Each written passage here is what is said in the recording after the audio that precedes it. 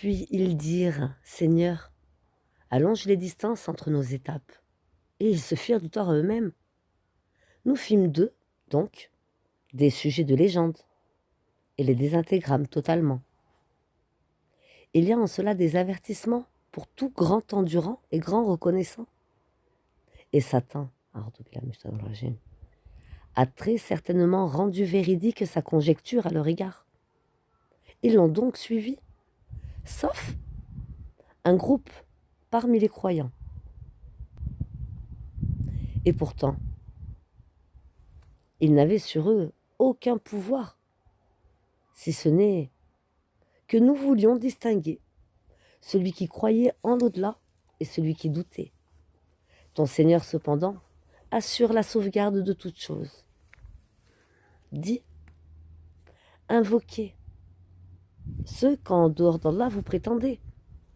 Ils ne possèdent même pas le poids d'un atome, ni dans les cieux, ni sur la terre. Ils n'ont jamais été associés à leur création. Et il n'a personne parmi eux pour le soutenir. L'intercession auprès de lui ne profite qu'à celui en faveur duquel il la permet.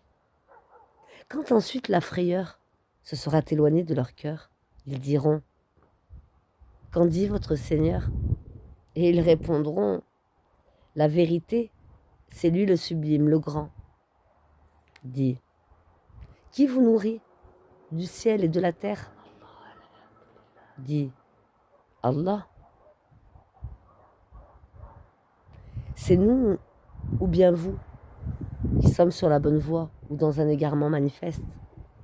Dis, vous ne serez pas interrogés sur les crimes que nous avons commis, et nous ne serons pas interrogés sur ce que vous faites.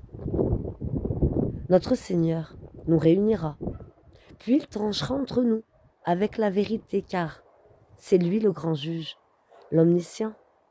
Montrez-moi ce que vous lui avez donné comme associé. Eh bien non, c'est plutôt lui, Allah, le sage, le puissant. Et nous ne t'avons envoyé qu'en tant qu'annonciateur et avertisseur pour toute l'humanité. Mais la plupart des gens ne savent pas. Et ils disent: à quand cette promesse, si vous êtes véridique? Dis, le rendez-vous est pour un jour que vous ne serez retardé d'une heure ni avancé. Allahu Akbar.